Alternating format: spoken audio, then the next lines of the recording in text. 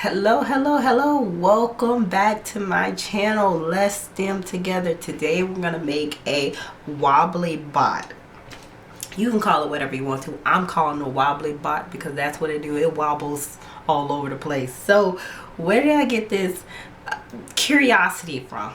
Because this activity has been made many times before, so that's how I knew how to do it. So where did I get the idea from? I read an article from a team on a team at Harvard University who created what they call kilobots. This is a swarm of robots. Guess how many? Of 1,000. They sat there and created 1,000 robots. So why? What they wanted to do is create autonomous independent robots that act without further instructions, independent to get whatever they were told to do, the objectives completed, using the communications or the cooperations with their neighboring robot. So this kilobot uses the vibration motion to move around, whether in a straight path or left or right. So I wanted to figure out, like, where did this idea come from them? And I was reading a couple of articles, and what stood out to me is that they took the biologically how our cells communicate and cooperate amongst themselves to get the job done, right? That's teamwork. Teamwork make the dream work. They ain't got to go back to the boss. They get it done. I like that. But they also looked at how fire ants operate. When fire ants come up against a puddle of water, they don't turn back and say, hey, there's an obstacle we can't handle. They, using their own bodies, build a bridge to go over that water. So they wanted to create, for future usage, a robot that is able to act independently and flexible enough to, if needed, build a bridge using their own cooperation.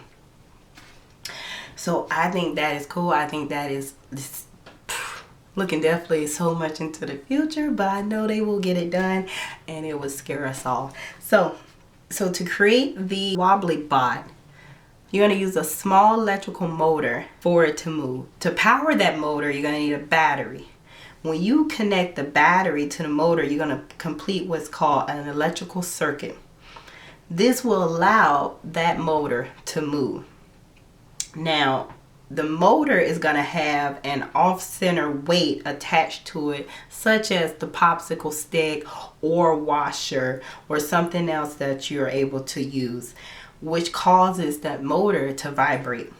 When that motor vibrates, it causes the robot to wobble across the paper. This vibration motor is also what makes video controllers vibrate. It's also within your cell phone to make that vibrate and move across the table if you sit it down on the table. The wobbly bot is we're going to use, instead of pins as the kilobot uses, we're going to use markers for its legs. Some questions that you can think of while doing this project, yourself or with your child or with your classroom, is what causes the robot motor to vibrate? What is an electrical circuit? How does the motor make the robot move across the paper? How can you achieve a better outcome or a desired outcome of your wobbly bot by making it move in a straight line or left or right? And what you think would happen to the wobbly bot? Instead of 3 legs, you put a 4th leg or make it a 6-leg wobbly bot. What would your outcome be then?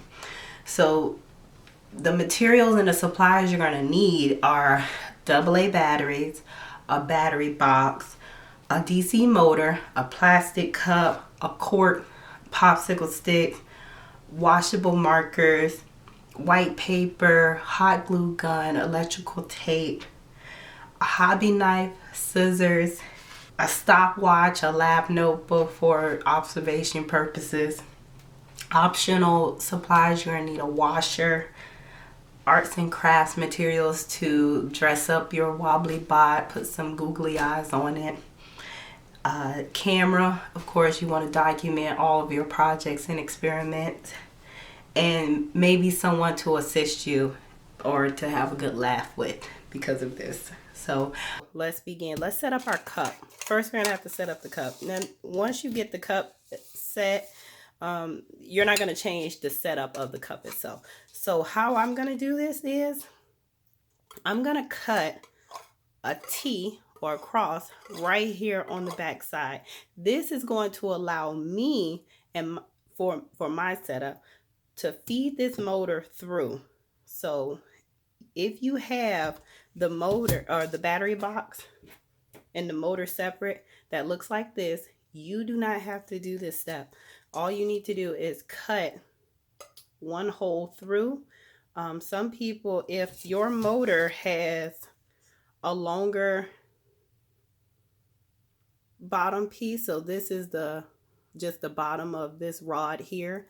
If this is longer, you need to cut an additional hole in the back of your cup. So this motor rod isn't going to be rubbing up against the back side of this cup. So just give it some room. If you look on the back of your motor and you see it sticking out pretty far, give it a little room.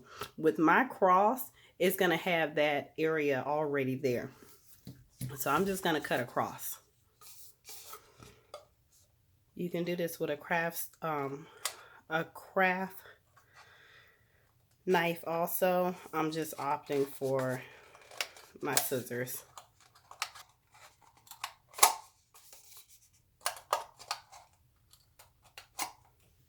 Alright, see, this is the cross.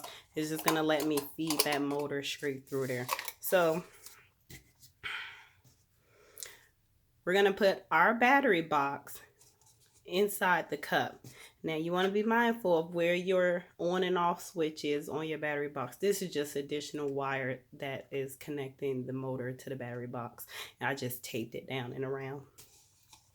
So how you're going to put this battery box in is you can do it two ways. You can use double-sided tape. Just tape it on the back side, press it up against the cup. I don't have double-sided tape, and if I do, I can't find it. So I'm going to opt to use hot glue.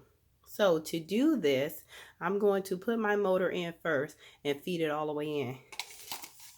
Being mindful where my on and off switch is at. It's right there. And push it all the way to the end.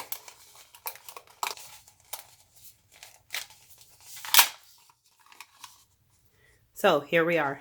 Now that you see the motor is through here, as you see, once it's all, it's just gonna sit right on top of there. So for the inside, I need to secure this battery box, because if not, it's just gonna slide all over the place. It won't make for a very good project here. So I'm gonna use my hot glue. And what I'm gonna do is I'm gonna put two dots of hot glue right here.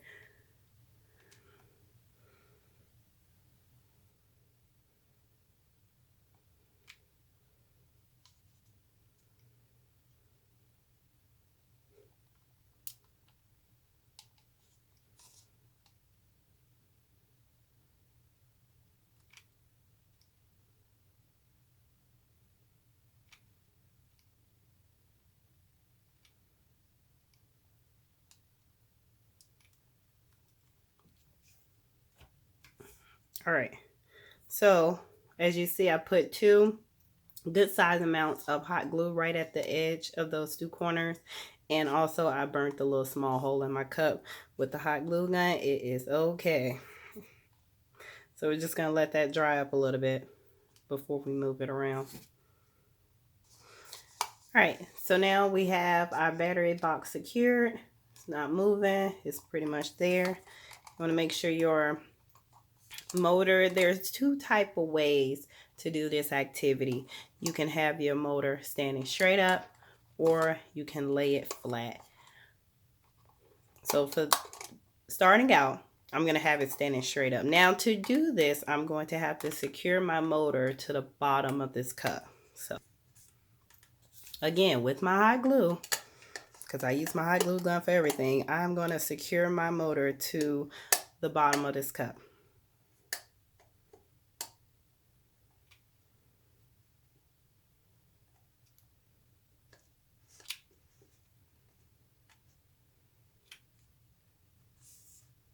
All right, so as you see, it is now secured to the bottom of my cup, and I also applied additional hot glue to the openings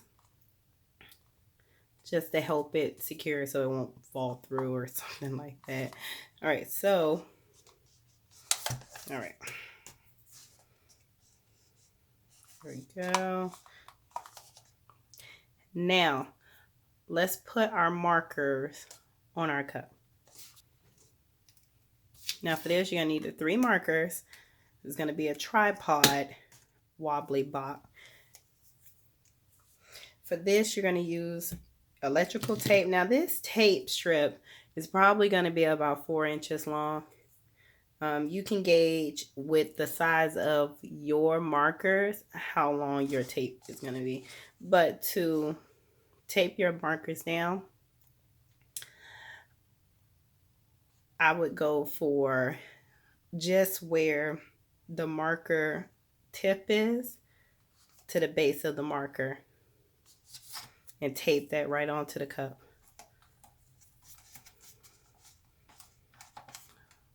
Like so. Now you're going to do this for all 3 sizes. Now this is the quick way of doing this project. Of course, when you are actually doing this with your class, child, yourself, you want to get a little bit more precise in your measurements, because all of this is going to determine the outcome of your bot. You want to make sure that the measurement between each marker is equal. You want to make sure that the length of the tape is pretty much consistent, because all of this plays a part in the outcome of your bot. So here we go. Now you can add a little bit more tape if you need a little bit more secured markers. Probably this brown one here maybe need just a little bit more, so I'm going to take a small piece here. I don't have any more that's already pre-cut, so I'm going to take a little small piece.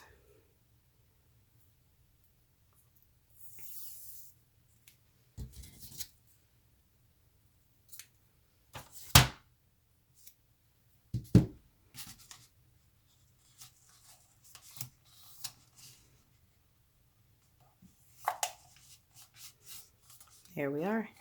So we have a secured motor. We have our legs to make our tripod bot. We have our battery box that's secured inside. Now what we're going to do is we're going to clear everything off the way. So this is when the fun comes in.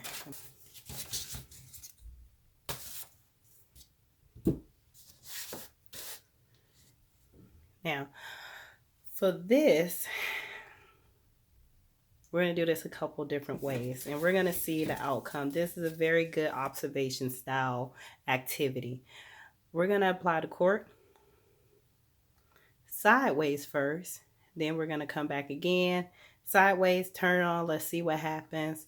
We're going to place it upward, put our popsicle stick on. Let's see what happens. And then we're going to use our washer.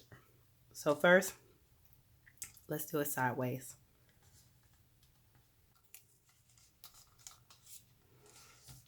Okay, so now that we have this secured, see, it's on there, it's pretty secured. We're going to attach our popsicle stick. Now, there are so many different ways to do this activity. This is a great observation-based activity. You form your hypothesis. Let's see what happens if you apply the popsicle stick this way, this way, this way.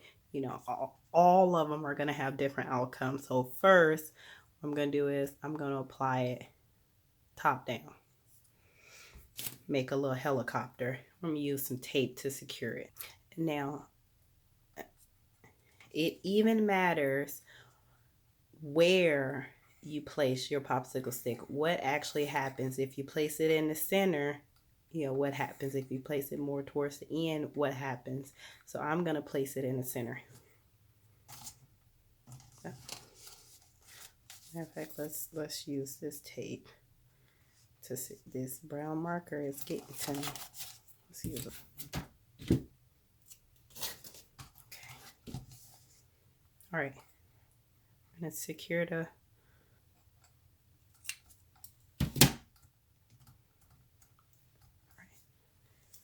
So our popsicle stick is secured. Let's see what happens. Now it's time to remove the tops. Let's see if we can make some art here.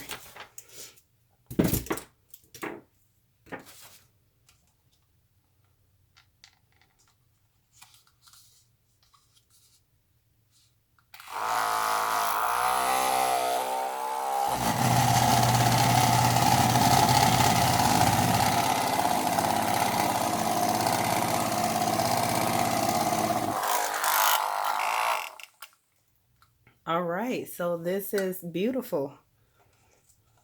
We got a little stable spot here when you place it right at the top center of the popsicle stick. So what will happen if we move the popsicle stick to this end? Let's see. So now it's at this end. See what would happen. And just as a safety measure, make sure you keep your hands out of the way of the motor in the popsicle stick. All right, so that's a little wider. Not stable at all. Not stable at all. Right, so what would happen if we put the popsicle stick on the side? Okay, let's turn it on. Careful, keep your hand out the way.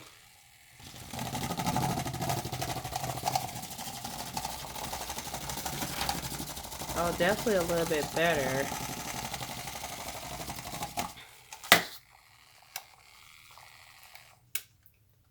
Surprisingly, this one moved more in a straight line on the side.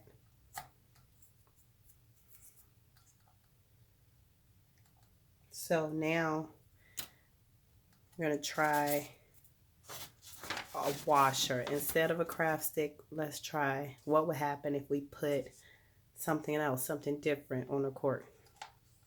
So for this one, I'm going to use my hot glue.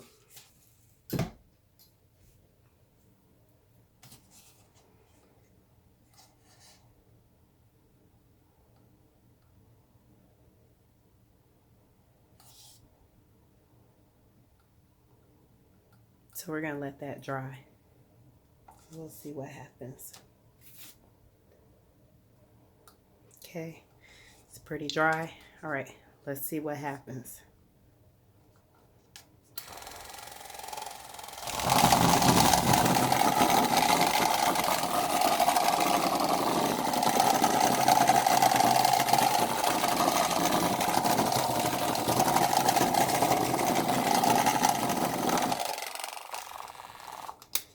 All right, so that was not stable at all. So let's take this off. And our last option would be straight up. I want to see what would happen to this popsicle stick given the effects of that washer had. What would this popsicle stick do if it was standing straight up? What would be the outcome? So we're gonna use the same edge. We're gonna apply a little bit more tape to support it. Let's see, hopefully it sticks and it's supported well. All right, so let's see what happens when the popsicle stick is standing straight up.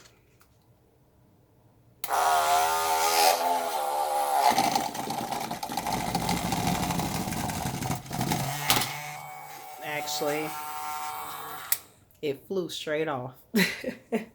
So make sure you have a little bit extra used glue. That's exactly why I love using hot glue. Things pretty much just stay put.